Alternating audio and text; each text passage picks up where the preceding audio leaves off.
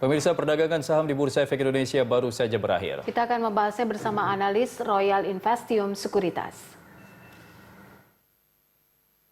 Pemirsa, untuk membahas bagaimana pergerakan IHSG sepanjang hari ini, kita telah bersama dengan Wijen Pontus, analis Royal Investium Sekuritas Indonesia. Mas Wijen, terima kasih sudah hadir. Terima kasih juga. Ya, kita tadi lihat bahwa IHSG ditutup terapresiasi positif ya ke 1,882% kalau nggak salah. Nah, ini Anda melihatnya apa saja yang menjadi penopang IHSG hari ini?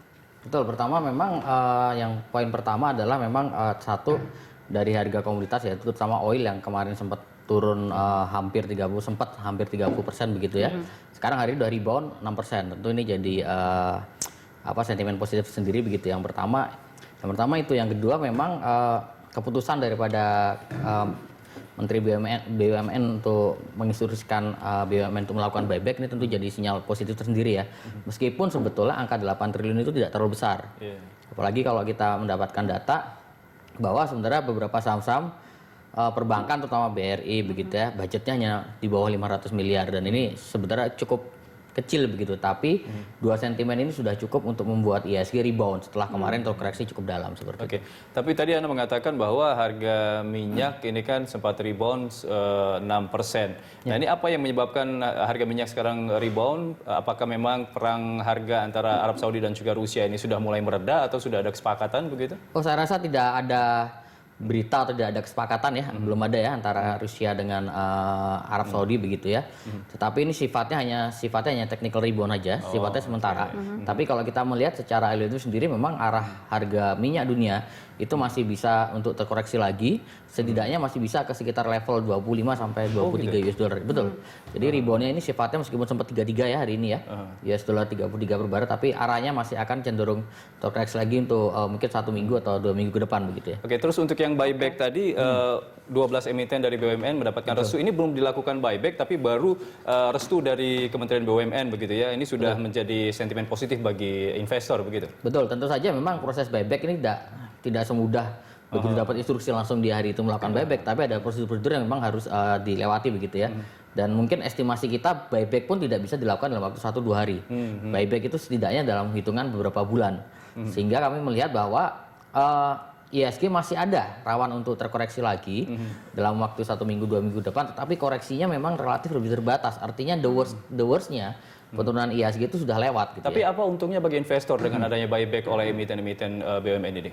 Tentu saja pertama begini, dengan ada instruksi buyback ini menunjukkan bahwa Kementerian BUMN terutama emiten-emiten yang terkait itu merasa optimis ya bahwa harga sekarang tidak mencerminkan fundamentalnya. Artinya fundamentalnya sebetulnya sudah masih sangat baik sekali. Itu yang pertama. Yang kedua adalah dengan ada keputusan untuk buyback ini tentu saja ini akan menyebabkan penurunan harga menjadi relatif terbatas karena setidaknya tanda kutip ada yang menahan begitu ya, yaitu dari emiten itu sendiri. Sehingga kita bisa ekspektasi bahwa sebetulnya dengan ada buyback ini penurunan harga juga akan cenderung terbatas dan ini bisa jadi opportunity buat rekan-rekan investor untuk melakukan kembali akumulasi beli atau mengikuti buyback seperti itu. Oke, kalau kita lihat Moody's kan juga menurunkan prediksi pertumbuhan ekonomi Indonesia ya dari 4,9 ke 4,8% gitu tahun ini. Bagaimana pengaruhnya terhadap indeks? Jadi sebetulnya begini ya, kalau kita perhatikan kembali lagi ke ekonomi Indonesia yang tahun 2019 masih bisa bertumbuh di 5% lebih sedikit begitu ya. Sementara IHSG posisinya saat itu masih 6.300-an. Dan otomatis ketika sekarang posisi IHSG 5.200 sudah terkoreksi belasan persen dari tertinggi kemarin. Ini tentu harusnya sudah mendiskon atau mencerminkan dari proyeksi dari Moody's tadi yang bahwa ekonomi Indonesia, bukannya Indonesia sebenarnya global juga akan mulai melemah begitu ya atau tidak akan sekuat daripada tahun lalu akibat beberapa isu di global seperti corona dan lain-lain seperti itu. Oke. Kembali lagi ke buyback. Tadi ini kan dari 12 emiten ini ada 2 emiten yang mendapatkan porsi cukup besar. Kalau bocorannya, kalau BNI itu sekitar 1,8 triliun, kemudian juga Mandiri itu 1 triliunan. Sementara yang lain sekitar 300 sampai 400 miliar begitu. Ini kenapa BNI dan juga Mandiri lebih mendapatkan porsi yang lebih dibanding yang lain? Sebetulnya ini sebenarnya saya nggak tahu ya ada alasan apa secara fisik ya. Tapi memang kalau kita melihat secara persentase memang BNI dan Mandiri relatif yang turunnya terkoreksi cukup tajam ya, lebih tajam seperti itu. Lebih ke situ ya, Lebih jadi ke arah untuk menutupi penurunan yang kemarin tajam gitu ya. Betul. Oke, Mas Wijen, untuk kedepannya katalis positif apa saja ini yang akan bisa berpengaruh terhadap indeks kita? Jadi memang tetap kita harus memperhatikan perkembangan daripada daripada konflik daripada Arab dengan Rusia sendiri ya. Artinya kalau ini sudah menemukan titik cerah begitu, harusnya ini akan membawa ekonomi global akan kembali stabil karena dampaknya cukup besar ya kalau misalkan Arab Saudi menjual di harga level sekitar 30 US dollar per barrel, tentu saja ini jauh lebih rendah dibandingkan kos produksi daripada negara-negara yang lain seperti Rusia dan Amerika sendiri yang harga kosnya di atas 30 US dollar per barrel begitu ya. Itu yang pertama. Yang kedua, selain perkembangan terhadap konflik Arab dan Rusia, kita juga harus mencermatin perkembangan daripada pergerakan indeks global ya. Itu isu yang menurut saya perlu dicermati karena jikalau seperti kemarin di mana Dow Jones minus 7%, saya rasa ini akan berdampak terhadap penurunan IHSG. Itu yang Tapi kedua. hari ini juga turun cukup dalam nih Wall Street, Dow Jones dan lain-lain. Tapi kita justru tidak terdampak atau tidak terpengaruh.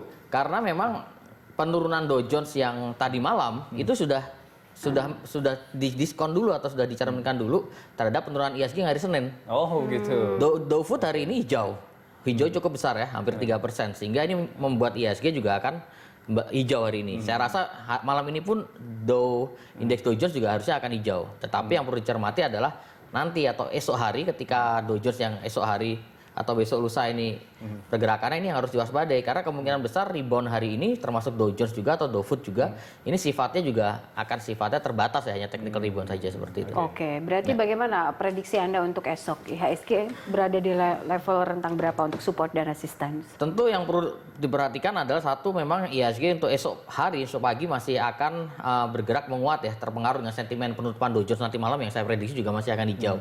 Tetapi relatif terbatas, artinya memang resisten yang perlu dicermati yaitu di level 5.300, yang kedua 5.350, dan saya rasa IHSG akan sulit untuk ditutup di atas 5.350. Kemungkinan besar akan rebound di sesi 1, tapi sesi kedua akan kembali terkoreksi lagi.